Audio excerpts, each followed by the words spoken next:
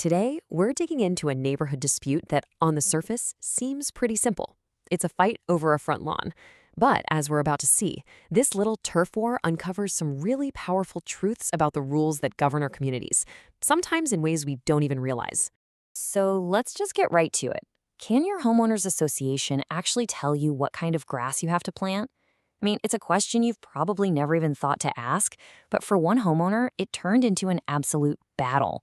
And the answer? Well, it's a lot more complicated than you might think. And this isn't some made-up scenario. We're diving into the official court records from the real case of Peter Golightly versus his HOA. And honestly, it reads like a classic David and Goliath story.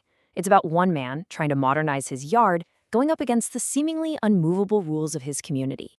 Okay, let's set the scene here. Peter Golightly just moved into a brand new home. He's got this idea to do something a little different with his front yard. He wants to install this really high-quality modern artificial turf. So he sends his plan over to the HOA's architectural committee, probably thinking, this is a pretty straightforward request. So why the big push for artificial grass anyway? Well, Mr. Golightly had a few good reasons. He was worried about the environment, sure, but there were also personal health issues that made taking care of a real lawn pretty difficult for him. And, maybe most importantly, he really believed he'd found a loophole in the HOA's own rulebook that would let him do it. But the committee's answer? It was a hard no. So, Mr. Golightly appealed.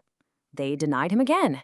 He even went before the board, brought a doctor's note explaining his health situation, and they denied him again. The battle lines were officially drawn.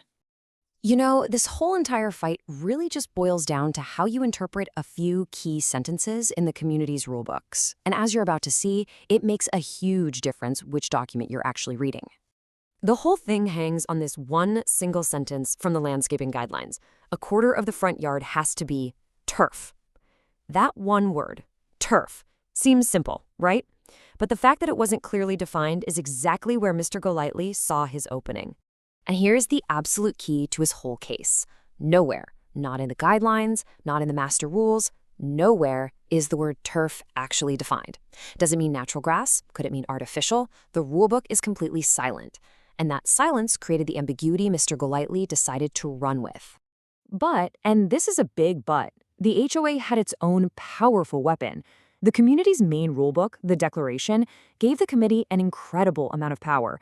It literally said they could deny a request for aesthetic or other reasons. I mean, that's a ton of authority. So, with this legal tug-of-war set up, let's take a look at how Mr. Golightly actually built his case. He didn't just show up angry. He laid out a really logical, point-by-point argument for the court. His case was basically built on 4 pillars. First, hey, the rule is vague. Second, the product he wanted to use was top of the line. It looked great. He even brought a sample to the hearing. Third, he had legitimate health reasons. And fourth, and this was what he thought was his trump card, he argued the HOA had already done this for someone else. And this was his strongest point, by far. The HOA had already approved an exception for another homeowner, letting them install artificial turf, also because of health reasons. So in Mr. Golightly's mind, this was a done deal. If you did it for them, you have to do it for me. A rule's a rule, right? So what about the HOA? Were they just being difficult? Well, they came to court with their own clear defense. They argued that they had a responsibility not just to this one guy, but to everyone in the community. Their thinking went like this. If they make an exception for Mr. Golightly, they were worried they'd have to do it for all 124 other homes, and that could completely change the look of the neighborhood. They also pointed out that he could just hire a lawn service to solve his health problem. And, most importantly, they argued the declaration gave them the full legal power to make this call. So you've got this determined homeowner with what seems like a pretty logical case on one side, and you've got this powerful HOA with really broad authority on the other. It all landed in front of an administrative law judge who had to make the final call. And in the end, it all came down to this one line from the HOA's own rulebook. See, yes, the committee has a lot of power, but it's not unlimited.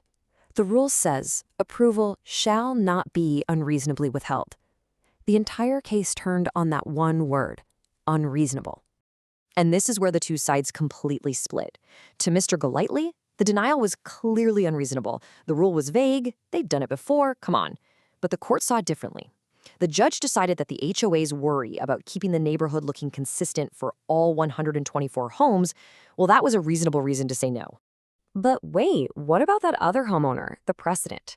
Well, the judge looked at the established law in Arizona, a case called Burke versus Voice Stream, and that case sets a really high bar.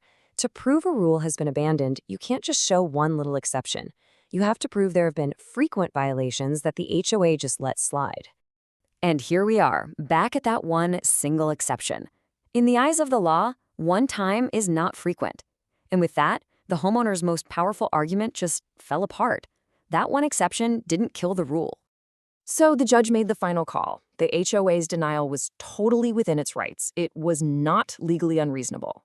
Peter Golightly's petition was denied. The HOA won. Okay, so it's a fascinating story, but what's the real lesson here for the rest of us, for anyone who lives in a community with its own set of rules? Why does this one case about one guy's lawn even matter? Well, here are the big takeaways. First, that big master document, the declaration, it almost always wins against the simpler guidelines. That's where the real power is. Second, what feels unreasonable to you and me might not be unreasonable to a judge. Third, finding one past exception is almost never a silver bullet. And finally, if you're ever in a dispute, go straight to the declaration. That's the real rule book. You see, this case isn't just about grass. It's about that tension that exists in any planned community. Where does your individual choice stop and the community standard begin? Mr. Golightly wanted to make a choice for his own home, but the HOA's job was to protect a standard for everyone. And the court decided that protecting that standard wasn't unreasonable. So it leaves us with one last question to think about. When you agree to live by community rules, do you really know how much power they have?